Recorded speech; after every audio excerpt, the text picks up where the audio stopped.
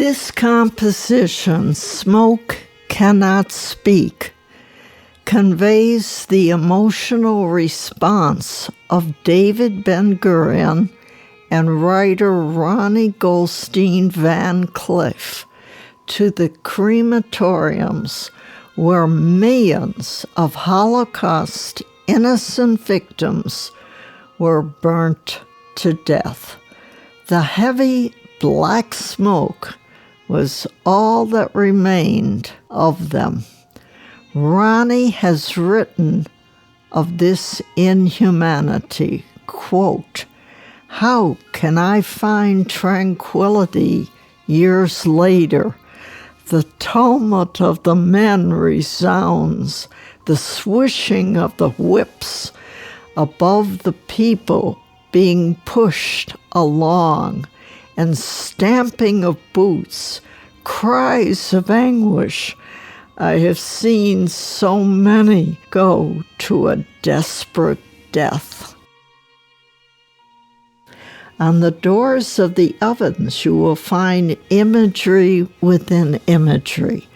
I was aware of painting all the figures that you see entering the crematorium, but the faces that you will find here simply appeared to me from black acrylic paint.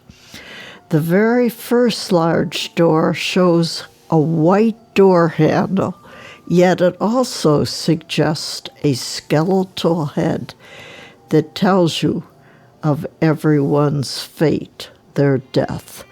And the red sun that is seen just above this skeleton tells us this mass murder went on night and day. Once again, the black imagery in the smoked area just to the right of the oven doors show you the thousands of victims that wanted to escape but were destined to this fate as the SS Nazi officers obeyed Hitler's orders.